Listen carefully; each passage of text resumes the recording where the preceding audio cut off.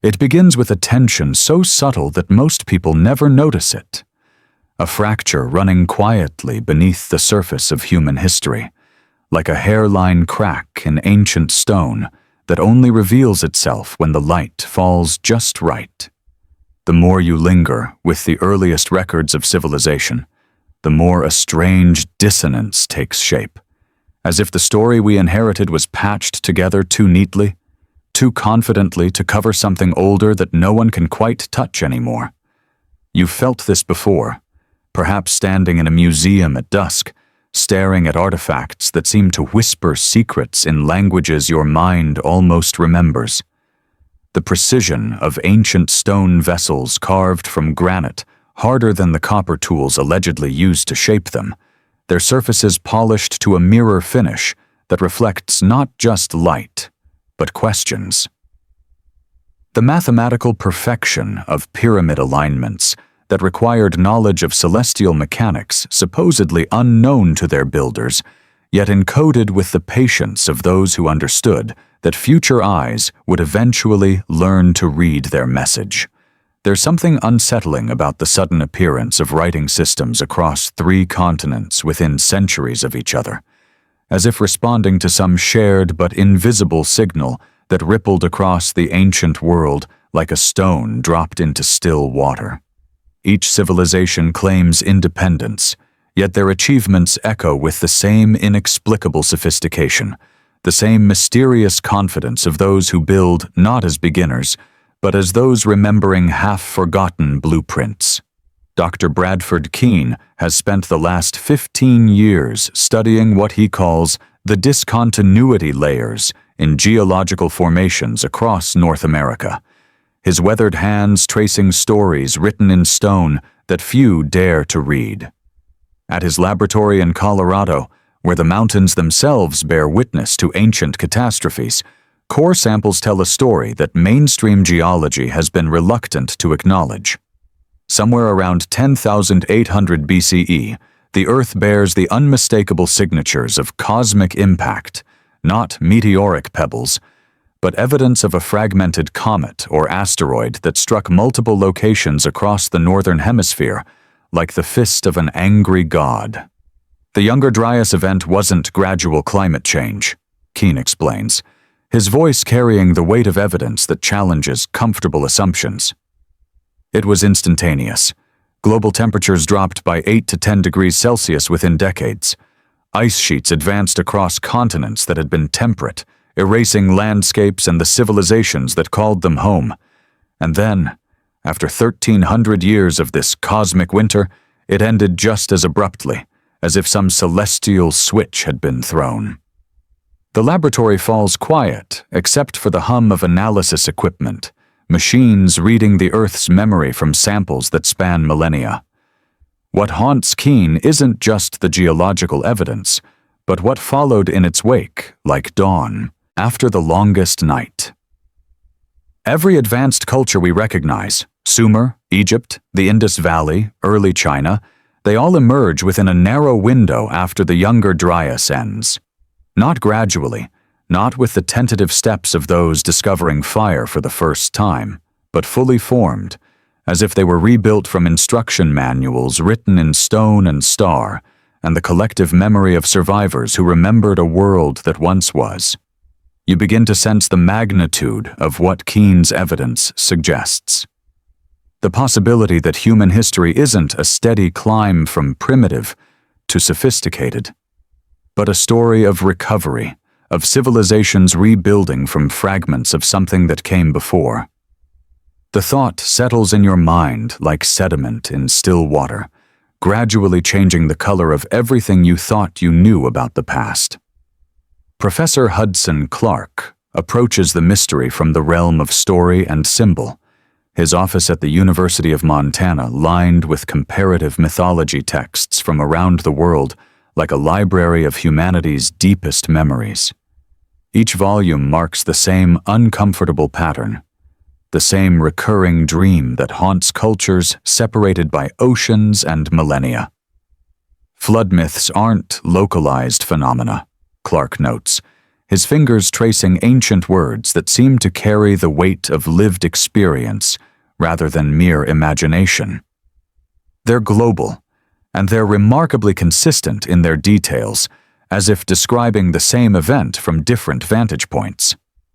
The Mesopotamian account describes Utnapishtim receiving precise instructions for constructing an ark with specific dimensions and materials, measurements that suggest engineering knowledge rather than divine inspiration. The Egyptian destruction of mankind tells of the god Ra saving a remnant of humanity from a cosmic flood that covered the earth like a shroud. Hindu Puranas describe Manu receiving detailed guidance for preserving knowledge through the Great Deluge, instructions that read more like technical manuals than religious texts. Even among the Ojibwe, oral traditions speak of Nanabojo rebuilding the world from the remnants of the previous creation. Stories that carry the cadence of instruction passed down through generations who understood the importance of remembering exactly. What we're looking at, Clarke says, his voice carrying the weight of decades spent connecting disparate threads across cultures and continents, isn't mythology. It's historical memory transmitted through the only medium that could survive a civilizational reset. Story, woven into the fabric of human consciousness like DNA, carries the instructions for life itself. You begin to sense the magnitude of what they're suggesting, like standing at the edge of a vast canyon where the familiar landscape suddenly drops away into depths that reshape everything you thought you understood about the ground beneath your feet. If these accounts preserve actual memories of instruction giving, of deliberate preservation protocols enacted by those who saw catastrophe approaching, then the primitive societies that emerged after the Younger Dryas weren't starting from scratch.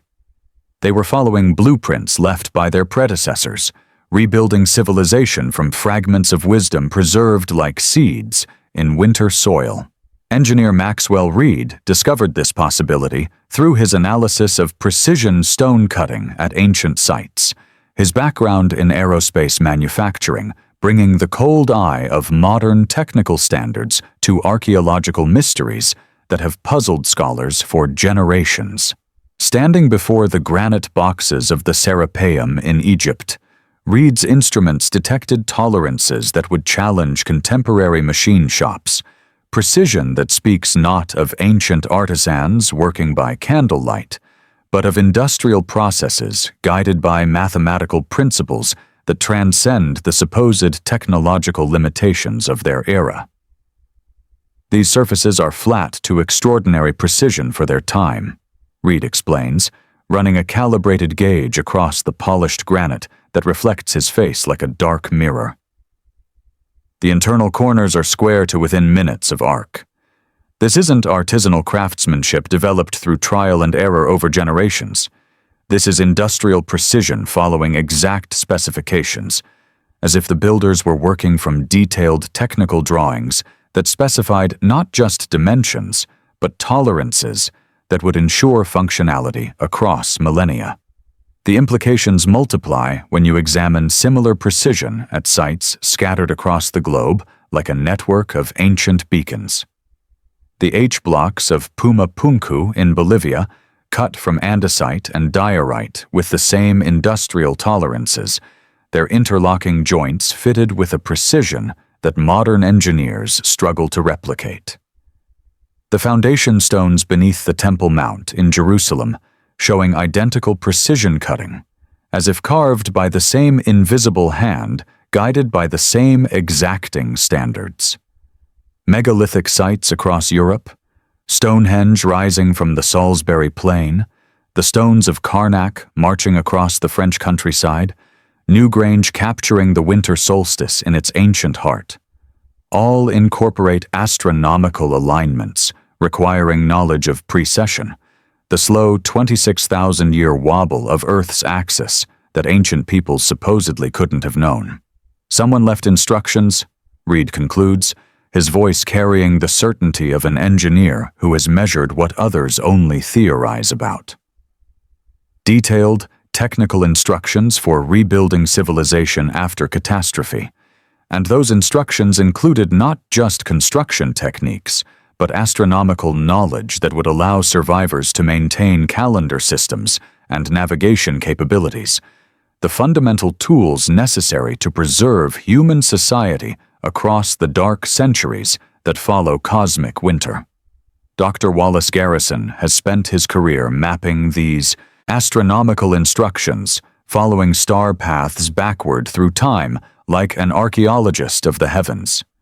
His work on the Giza complex revealed alignments that correspond not to the sky of the Old Kingdom period, when the pyramids were supposedly built, but to stellar positions from 10,500 BCE, precisely the era when the Younger Dryas impact would have necessitated civilization-preserving protocols enacted by those who understood that knowledge must be encoded in stone to survive the coming darkness. The Great Pyramid isn't just aligned to true north with remarkable accuracy, Garrison explains, pointing to star charts that span millennia like a celestial calendar written in stone. Its internal passages target specific stars at specific epochs, creating a kind of astronomical time capsule. The ascending passage points to Thuban, when it served as the pole star around 3000 BCE, but the descending passage points to Alpha Draconis at its position around 2170 BCE. These aren't construction conveniences or religious symbols. They're time markers, astronomical coordinates that encode specific moments in the great celestial dance. The deeper Garrison investigated, the more elaborate the instruction system became, revealing itself like a vast library written in the language of stone and star. Across different continents, ancient sites incorporate identical astronomical constants with a consistency that defies explanation through independent development.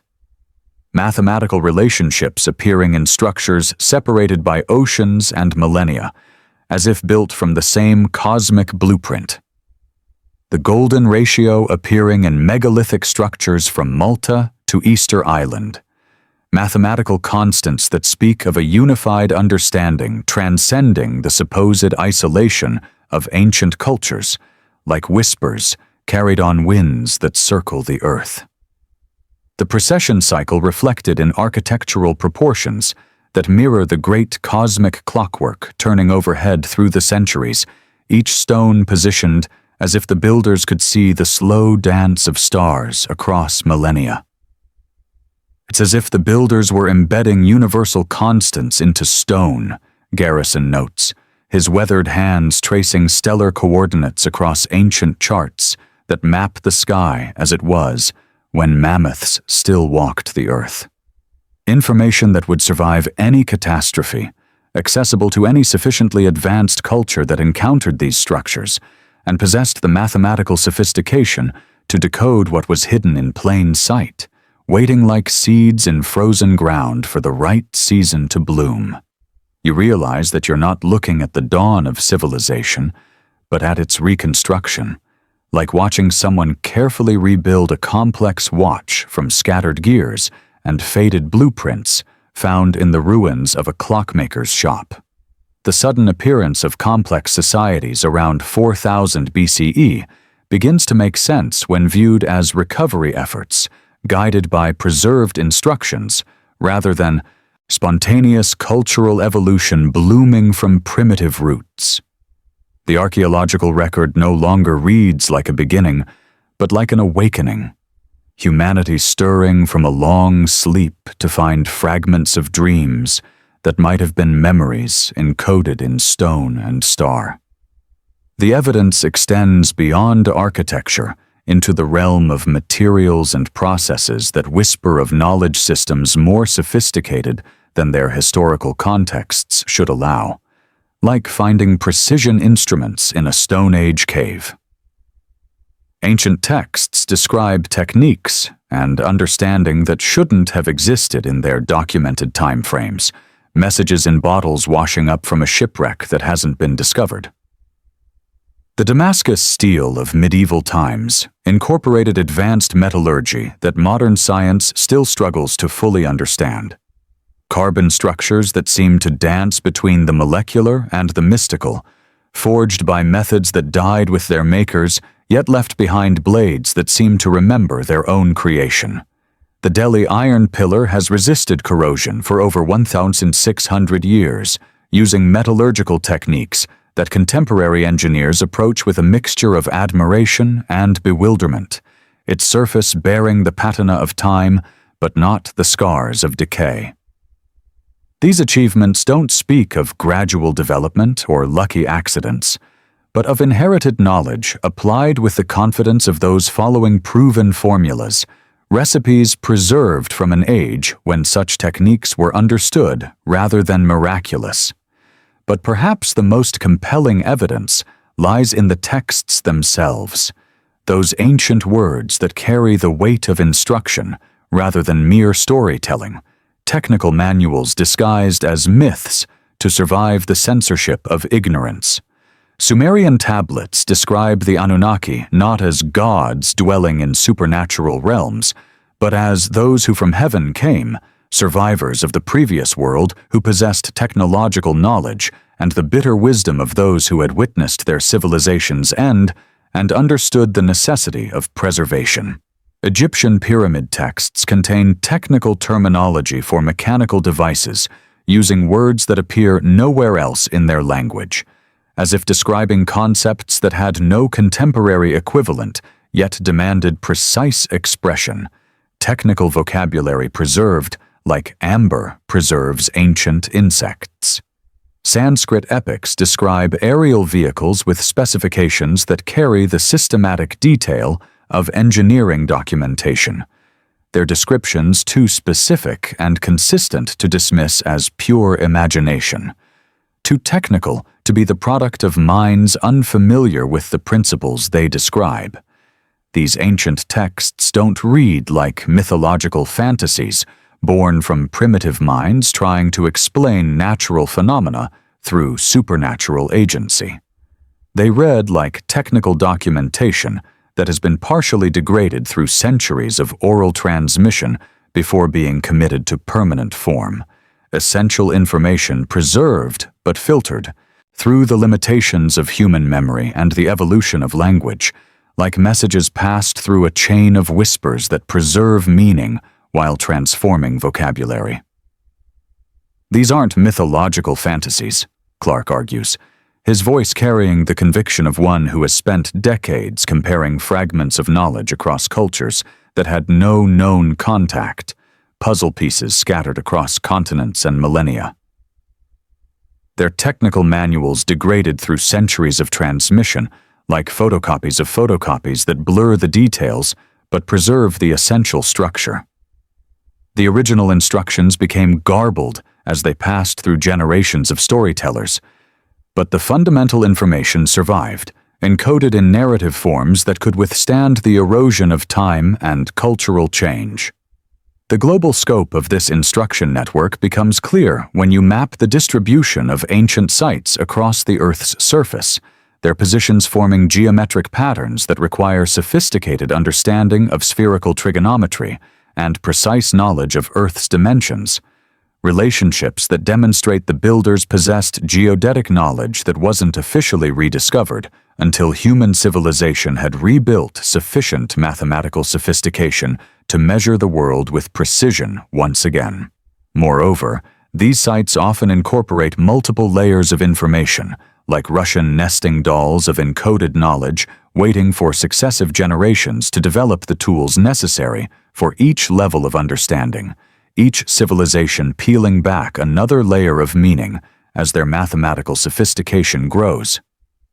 Surface structures provide basic astronomical and mathematical constants accessible to early post-catastrophe societies struggling to re-establish calendar systems and navigation techniques. Subsurface chambers contain more complex data encoded in proportions and alignments that require advanced mathematics to decode. secrets that reveal themselves only when minds capable of understanding them emerge from the ruins of their predecessors.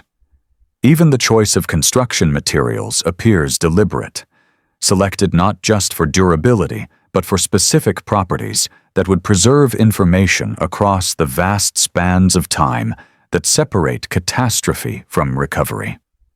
Limestone for preservation across millennia, its crystalline structure protecting carved symbols from the erosion of wind and rain.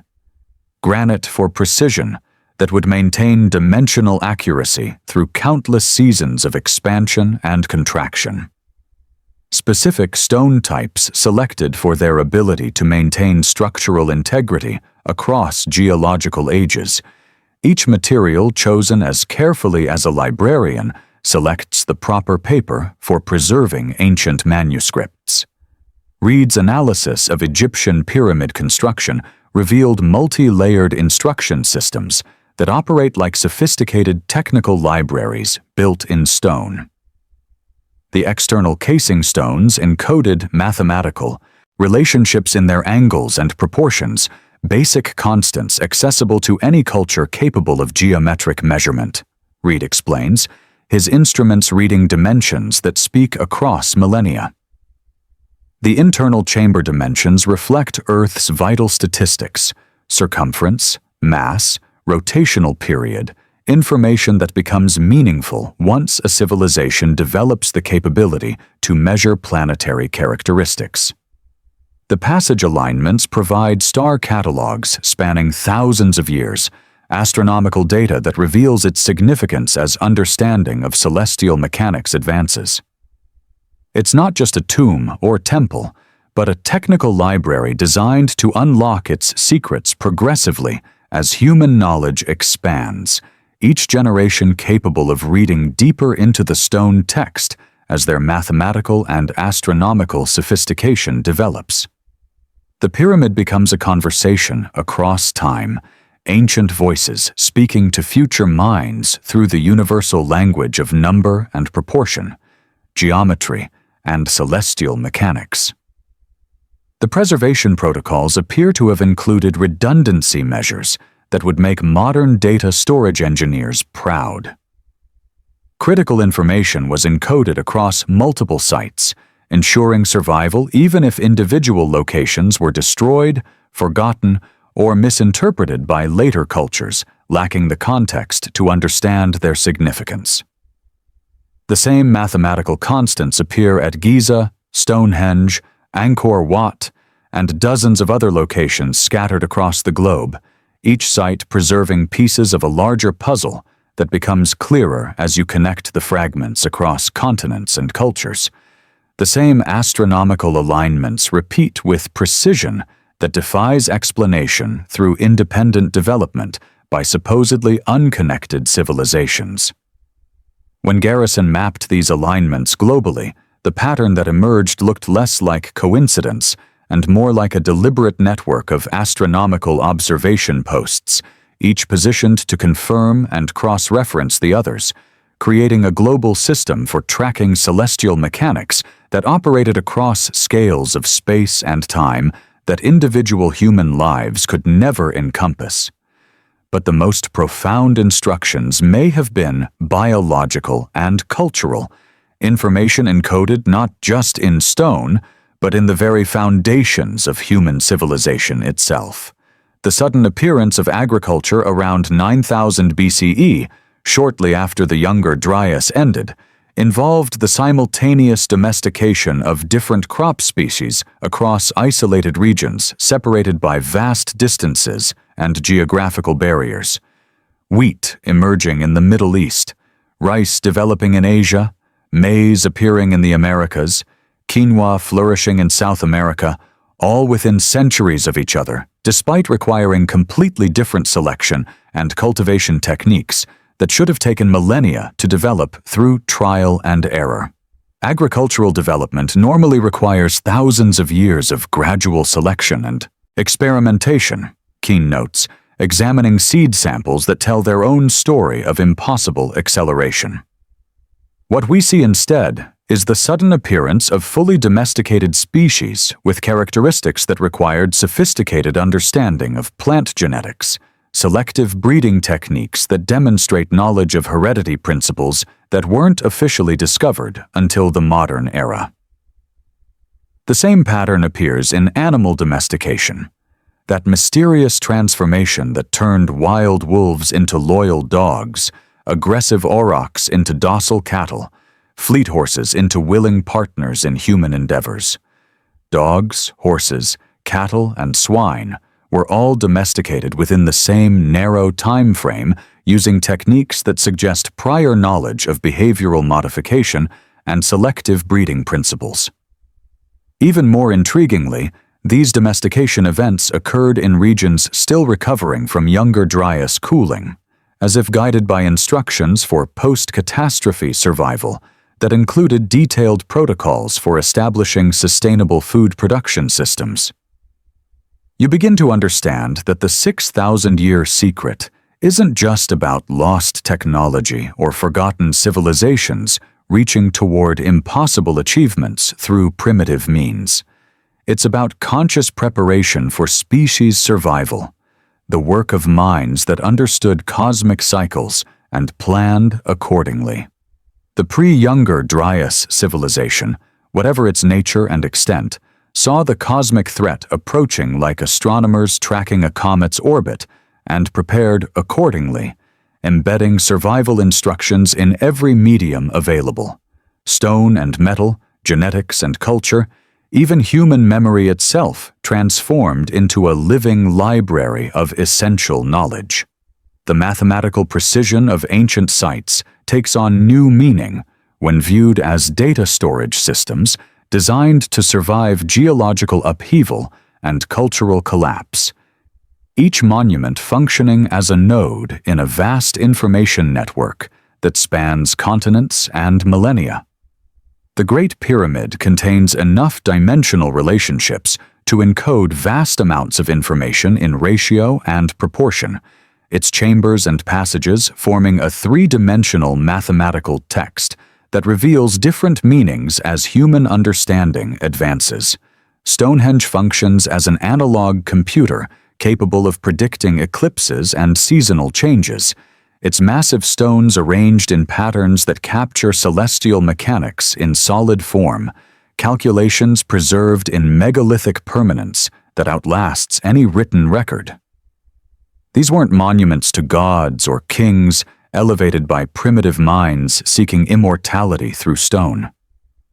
They were civilization restart kits, technical libraries designed to preserve essential knowledge through the dark centuries that follow cosmic catastrophe, each structure carefully engineered to communicate across the gap between worlds separated by disaster and recovery.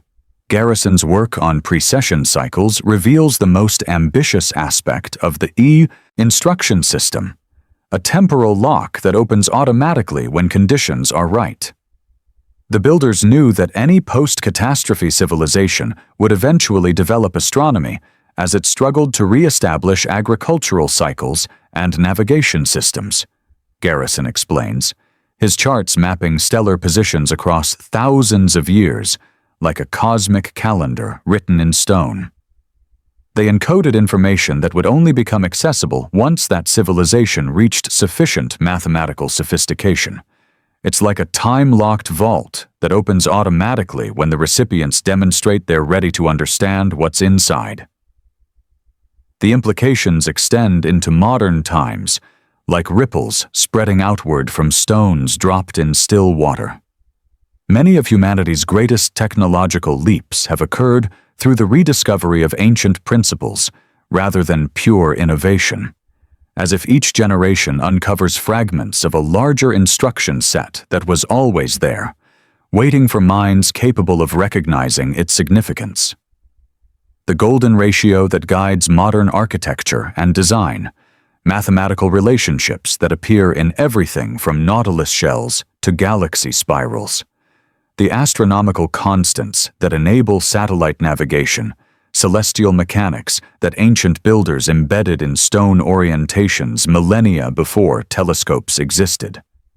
The metallurgical techniques that produce contemporary alloys, processes that echo methods preserved in texts describing legendary metals forged by masters whose names have been lost to time. Even quantum mechanics may be approaching principles encoded in ancient philosophical texts, abstract concepts that seemed purely metaphysical until modern physics developed mathematical frameworks capable of expressing what ancient minds could only describe through metaphor and symbol.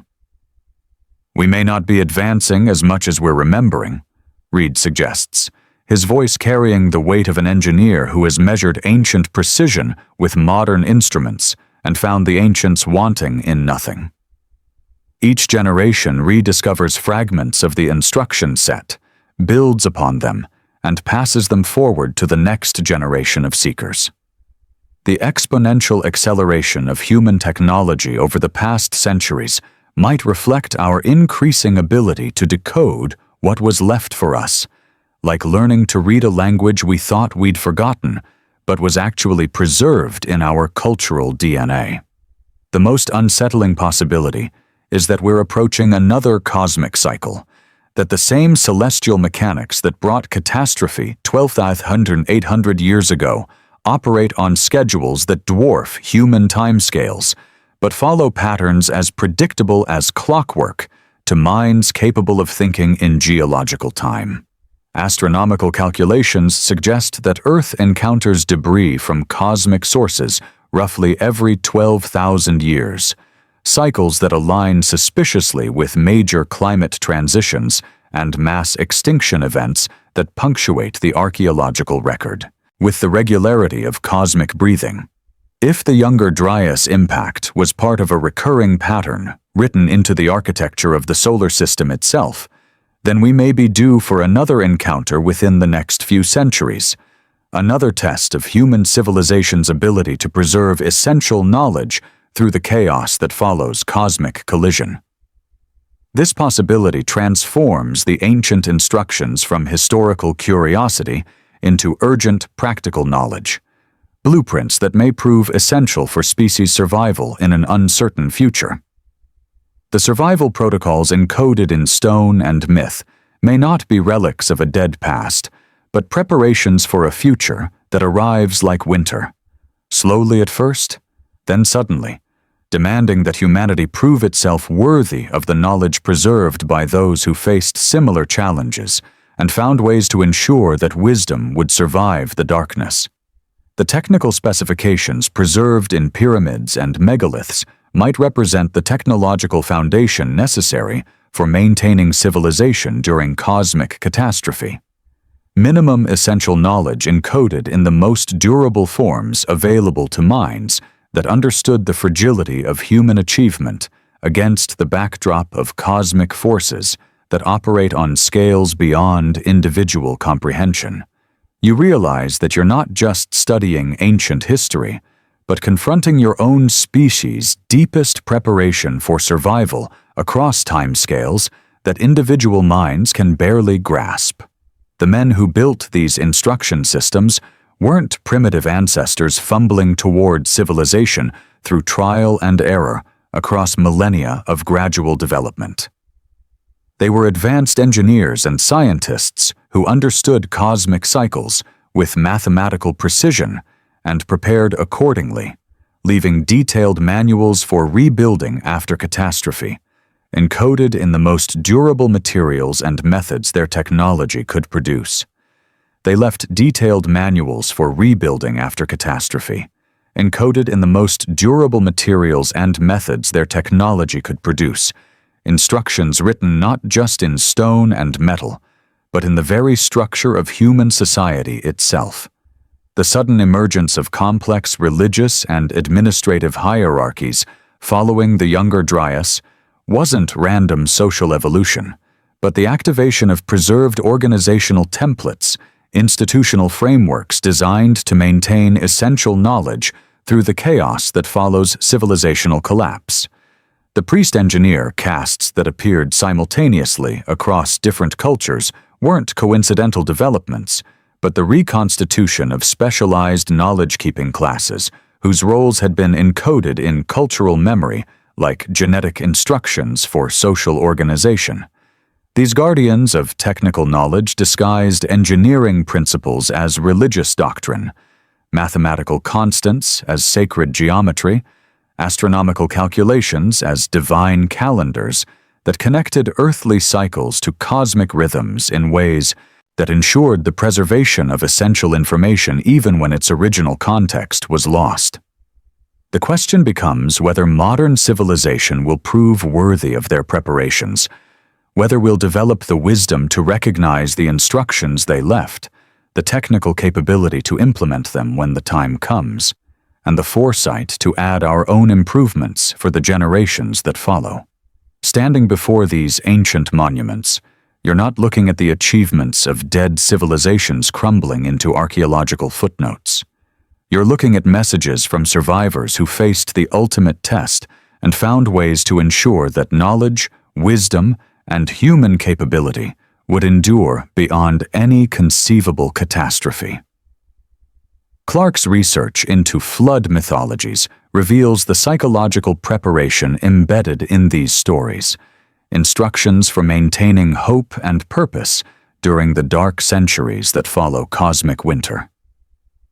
Every culture that survived the transition preserved not just technical knowledge, but emotional knowledge, Clarke notes, his voice carrying the understanding of one who has spent decades listening to humanity's deepest memories. Stories that explain why preservation matters, why knowledge must be maintained even when its purpose seems lost, why each generation bears responsibility for passing essential wisdom to the next. These myths don't just describe catastrophe, they provide psychological frameworks for surviving it, mental models that help human minds cope with the destruction of everything familiar and the necessity of rebuilding from fragments. The flood narratives consistently emphasize individual responsibility for species survival, the burden placed on specific individuals to preserve what matters most through the chaos that destroys everything else. The Ark isn't just a boat, Clarke explains, his weathered hands touching ancient texts that carry the weight of lived experience transformed into instruction. It's a metaphor for the human mind capable of preserving essential knowledge through any disaster. The animals aren't just species to be saved, but different types of knowledge that must be maintained in their proper relationships to ensure the ecosystem of understanding can be reconstituted when conditions allow. Reed's engineering analysis reveals how these preservation protocols extend into modern industrial civilization, the infrastructure and organizational systems that maintain technical knowledge across generations. The specialized institutions that preserve and transmit engineering knowledge, the apprenticeship systems that ensure practical skills survive their practitioners, the redundant storage systems that protect critical information from single points of failure. We're still following their template, Reed observes, examining blueprints that span centuries of accumulated technical development. Every major engineering project incorporates preservation protocols, multiple backup systems, distributed knowledge bases, institutional frameworks designed to maintain essential capabilities across generational transitions. We're unconsciously implementing the same survival strategies they encoded in stone and myth, adapted to modern circumstances but following the same fundamental principles. The ancient builders understood that knowledge alone isn't sufficient. Survival requires institutional frameworks capable of maintaining and transmitting that knowledge across the gaps created by disaster. Social systems robust enough to preserve essential capabilities through chaos and reconstitute them when stability returns. The pyramids and megaliths aren't just information storage devices, but the physical anchors for institutional systems designed to preserve human civilization itself. Garrison's astronomical calculations reveal the timeline humanity may be working within, celestial mechanics that operate with the precision of cosmic clockwork, regardless of human awareness or preparation. The orbital dynamics suggest we may have between 1 and 3 centuries before the next encounter with significant cosmic debris, Garrison explains, his charts mapping celestial trajectories that intersect Earth's path through space, like scheduled appointments with cosmic forces. That's enough time to prepare if we recognize the signs and take them seriously, but not enough time to waste on institutional inertia or civilizational denial. The ancient instructions take on urgent relevance when viewed against this timeline, blueprints that may prove essential for maintaining human civilization through the next cosmic winter. The technical specifications preserved in stone, the organizational templates encoded in cultural memory, the psychological frameworks embedded in mythology, all represent accumulated wisdom about species survival that took generations to develop and encode. You begin to understand that the 6,000-year secret isn't just about the past, but about the responsibility it places on those living in the present. The ancient survivors didn't preserve their knowledge as a museum of dead achievements, but as a toolkit for living civilizations facing challenges that repeat with cosmic regularity. They left precise instructions not for archaeologists to admire, but for engineers to implement when the need arises. The preservation protocols extend beyond technical knowledge into the realm of human consciousness itself. Instructions for maintaining the psychological and spiritual foundations that enable civilization to function under extreme stress. The ancient builders understood that surviving cosmic catastrophe requires more than just technical capability. It demands mental frameworks robust enough to maintain purpose and direction when everything familiar has been destroyed, and the future exists only as possibility rather than promise. The mystery schools that emerged across post-Younger Dryas civilizations weren't just religious institutions, but psychological training centers designed to produce minds capable of holding essential knowledge through chaos and transmitting it across generational gaps created by disaster. These schools preserved not just information, but the cognitive frameworks necessary to understand and apply that information. Mental disciplines that could maintain clarity of thought when external circumstances provided every reason for despair and confusion. You realize that the ancient instructions encompass every aspect of human civilization. Technical, social, psychological, and spiritual systems designed to work together as integrated survival mechanisms. The megalithic monuments provide technical specifications. The organizational hierarchies maintain institutional continuity. The mythological narratives preserve psychological frameworks, and the spiritual disciplines produce minds capable of implementing the entire system when circumstances require. Modern civilization has unconsciously followed many of these protocols, developing redundant information storage systems, specialized technical institutions, and educational frameworks that preserve essential knowledge across generations. But the ancient builders went further, encoding meta-instructions for recognizing when activation of full preservation protocols becomes necessary, signs that indicate when civilization must shift from normal operation to survival mode. Keene's geological research reveals some of these trigger indicators embedded in the astronomical alignments of ancient sites, celestial configurations that serve as cosmic early warning systems for civilizations sophisticated enough to read them. The astronomical alignments don't just mark seasons and calendar cycles, Keene explains, his instruments reading stone configurations that point toward specific regions of space. They target areas where Earth's orbit intersects debris streams, celestial coordinates that become critical when monitoring for incoming cosmic threats. These ancient warning systems operate on timescales that exceed human lifespans, but follow patterns that become visible to civilizations capable of maintaining continuous astronomical observation across centuries.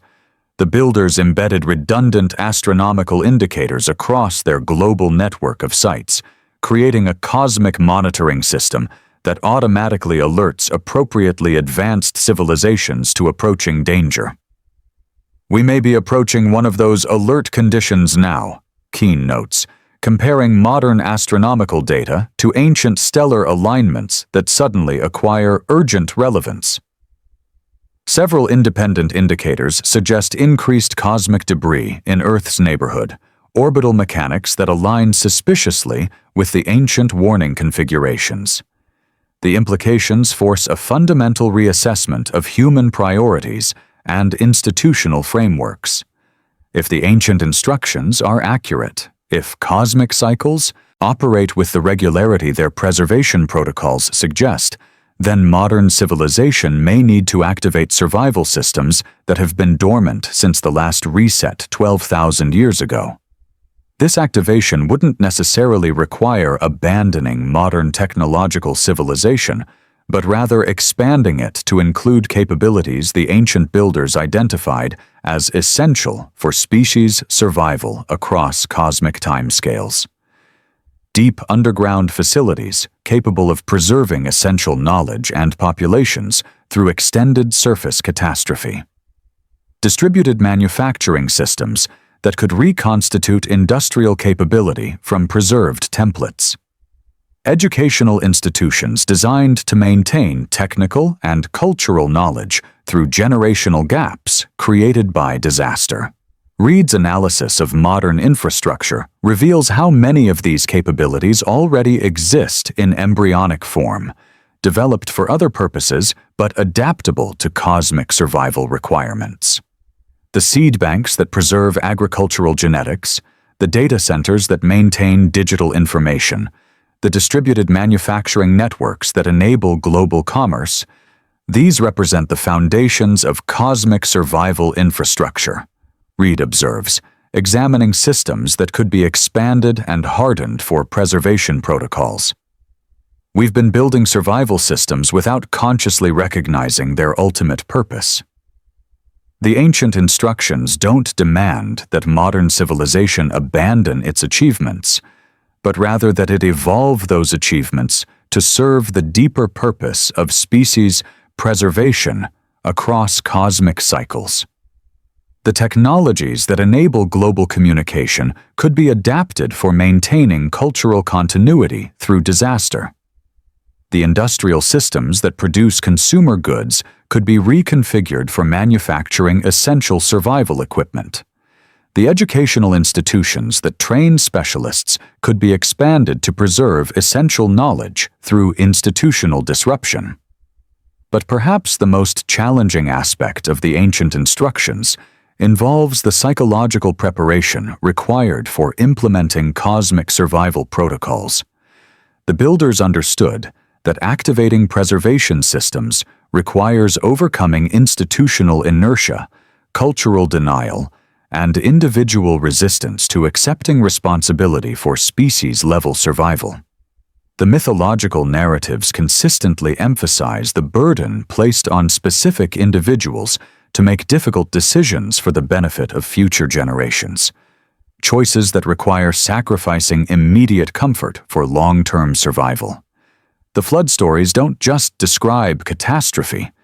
They provide psychological models for the decision-making process that preservation requires, mental frameworks that help individuals overcome the natural human tendency to avoid preparing for disasters that may not occur within their personal lifetimes. These stories emphasize duty, responsibility, and the moral obligation to preserve human capability regardless of personal cost or social approval. The instructions work on multiple levels simultaneously, Clarke explains, his research revealing the sophisticated psychological architecture embedded in ancient narratives. They preserve technical knowledge, but they also preserve the mental frameworks necessary to implement that knowledge, when implementation requires overcoming every instinct for normalcy and comfort. You begin to understand that the greatest challenge isn't technical, but psychological. The burden of accepting responsibility for implementing systems that may seem unnecessary until the moment they become essential for survival. The ancient builders faced this same challenge, convincing their contemporaries to invest enormous resources in preservation protocols for catastrophes that existed only as mathematical possibilities and astronomical calculations, rather than immediate threats requiring urgent response. The megalithic construction projects that span continents represent more than just technical achievements. They demonstrate the psychological and social frameworks necessary to mobilize civilizations for cosmic-scale planning that extends beyond individual lifetimes or even generational memory. The builders had to develop institutional systems capable of maintaining purpose and direction across centuries of construction, organizational structures that could preserve motivation for projects whose completion and ultimate purpose might not be witnessed by their initiators. Garrison's analysis of construction timelines reveals the sophisticated long-term planning embedded in these projects, engineering schedules that span multiple human lifetimes and require institutional frameworks capable of maintaining technical precision across generational transitions. The astronomical alignments demonstrate planning horizons that extend across centuries, Garrison explains, his calculations revealing coordination that required unprecedented organizational sophistication. The builders had to develop social systems capable of maintaining technical standards and construction objectives across timescales that exceed individual human experience. These ancient organizational achievements provide templates for modern institutional development, blueprints for creating social structures capable of maintaining cosmic-scale planning across the psychological and political barriers that normally limit human planning to immediate and short-term objectives. The builders understood that implementing preservation protocols requires overcoming not just technical challenges, but institutional inertia and cultural resistance to investing in preparations for disasters that may occur beyond contemporary planning horizons. The mythological narratives consistently emphasize individual agency and personal responsibility for species-level decisions, psychological frameworks that enable individuals to act decisively when institutional systems fail to respond appropriately to cosmic-scale threats. The flood stories don't describe passive victims waiting for external salvation, but active agents taking personal responsibility for preservation regardless of social approval or institutional support. The Ark builders are always portrayed as individuals acting against conventional wisdom, Clarke notes, his research revealing the psychological archetype embedded in these narratives. They're not following popular consensus or institutional directives, but personal conviction based on direct observation of indicators that others choose to ignore or dismiss.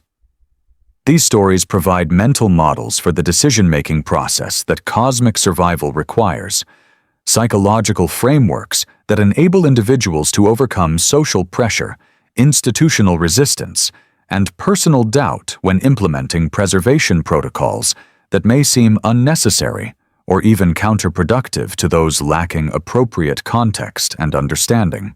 The ancient instructions extend into modern professional and institutional contexts, guidance for recognizing when normal operational procedures must be superseded by preservation protocols that prioritize long-term species survival over short-term institutional objectives.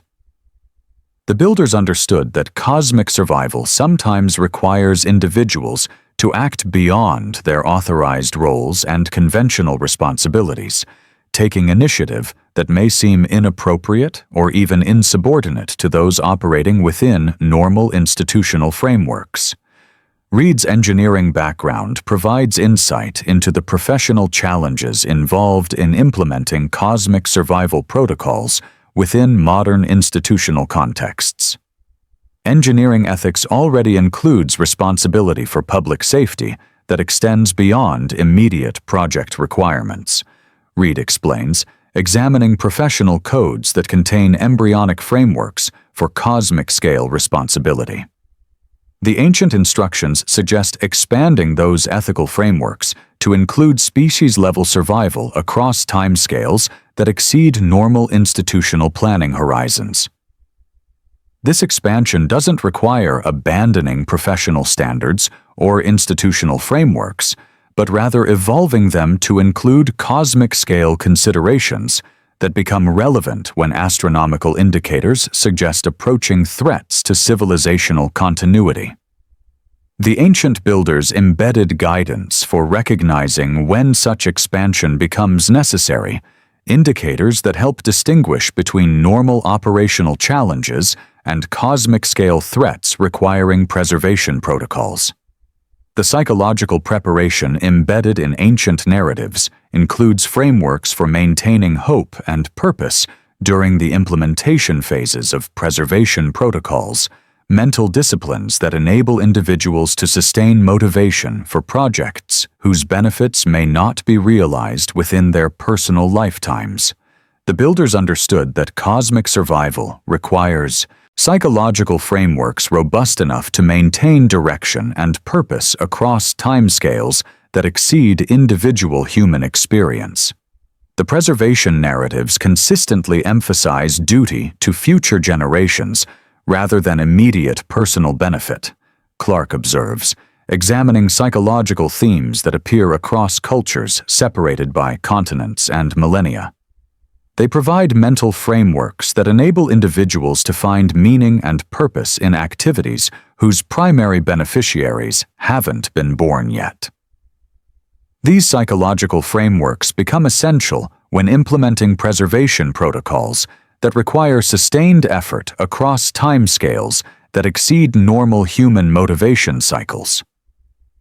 The ancient builders provided not just technical instructions for survival, but psychological instructions for maintaining the mental discipline necessary to implement those technical instructions, when implementation requires overcoming institutional inertia, social resistance, and personal doubt.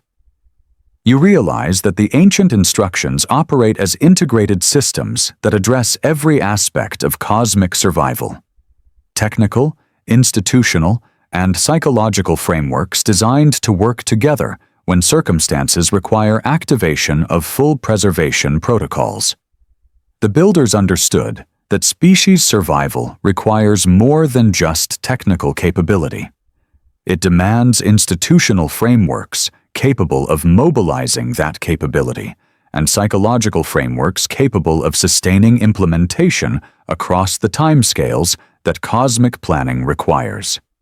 The ancient instructions culminate in a simple but profound recognition that each generation stands at the threshold between past and future, carrying the responsibility of reading what was preserved and deciding what to do with that knowledge. The builders left precise instructions not as commandments carved in stone, but as options available to civilizations mature enough to understand their significance and wise enough to implement them when circumstances require. Standing before these monuments in the quiet hours when shadows reveal details invisible in bright light, you understand that you're not just studying archaeological curiosities or admiring ancient achievements that belong safely in museums and textbooks. You're encountering active instructions, survival protocols that remain dormant until cosmic indicators suggest their activation may be necessary for species preservation across timescales that exceed normal human planning horizons. The 6,000-year secret isn't just about what was lost in the cosmic catastrophe that reset human civilization 12,000 years ago. It's about what was preserved, what was passed down through the most durable media available to minds that understood the fragility of human achievement against the backdrop of cosmic forces operating on scales beyond individual comprehension. The builders left detailed manuals for rebuilding after catastrophe, but they also left something more precious: proof that human intelligence and determination can overcome any disaster if properly prepared and courageously implemented. The stone monuments stand silent across the world, patient in their encoded wisdom, waiting for each generation to prove itself worthy of the instructions left by those who came before. What you do with that knowledge, how you interpret those instructions, and what you add to them for future generations may determine whether humanity continues the ancient chain of survival or allows it to break at last after 12,000 years of careful preservation.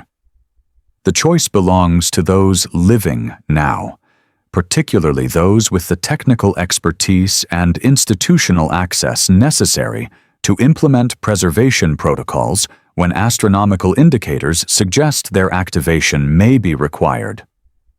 The ancient builders understood that cosmic survival depends not on mass movements or popular consensus, but on small groups of technically competent individuals willing to take personal responsibility for species-level survival, regardless of social approval or institutional support. Reed's engineering analysis reveals how modern industrial civilization has unconsciously developed many of the capabilities the ancient instructions identify as essential for cosmic survival: technical infrastructure that could be rapidly adapted for preservation protocols if those with appropriate expertise recognize the indicators and choose to act. We have the technical foundation, Reed concludes, examining modern systems through the lens of ancient requirements. The question is whether we have the wisdom to recognize when activation becomes necessary and the courage to implement preservation protocols when implementation requires overcoming institutional inertia and social resistance. The astronomical indicators that Keene and Garrison have identified suggest that activation may become necessary within the next few centuries, cosmic mechanics that operate with the precision of celestial clockwork, regardless of human awareness or preparation. The ancient early warning systems embedded in megalithic alignments point toward regions of space where Earth's orbit intersects debris, streams that follow predictable but long-term cycles. The builders left us more than just technical instructions, Clarke observes, his research revealing the complete psychological and institutional framework embedded in ancient preservation protocols. They left us proof that human civilization can survive anything if properly prepared and courageously implemented. They faced cosmic catastrophe and found ways to ensure that knowledge, wisdom, and human capability would endure beyond any conceivable disaster. But they also left a burden of responsibility that falls most heavily on those with the technical competence and institutional access necessary to implement their instructions when circumstances require. The flood narratives consistently emphasize the weight of this responsibility, the psychological and moral challenges faced by individuals who must act on cosmic-scale knowledge that others may not understand or accept. The ancient instructions don't guarantee survival. They provide the tools and frameworks that make survival possible for civilizations wise enough to implement them and courageous enough to overcome the institutional and psychological barriers that normally prevent cosmic-scale planning. The builders understood that the ultimate test isn't technical capability, but the willingness to use that capability when using it requires sacrificing immediate comfort and convenience for long-term species preservation. You realize that the 6,000-year secret places a choice before every generation, but particularly before those living at times when astronomical indicators suggest cosmic threats may be approaching. The ancient survivors faced this choice and chose preservation over comfort, species survival over individual convenience, cosmic-scale responsibility over institutional conformity. They left precise instructions for those who would face similar choices in the future. Technical specifications that enable survival and psychological frameworks that enable implementation. But they also left the most important choice unchanged: whether to accept responsibility for species-level survival or to assume that someone else will handle the cosmic-scale challenges that exceed normal human planning horizons. The stone monuments wait in silence, their encoded instructions patient as mountain faces, ready to reveal their secrets to those wise enough to read them and courageous enough to implement what they contain. The choice, as it always has been, belongs to those who stand at the threshold between past and future, carrying the accumulated wisdom of 12 millennia in their hands and the responsibility for the next 12 millennia in their decisions. What will you choose to do with the knowledge they preserved?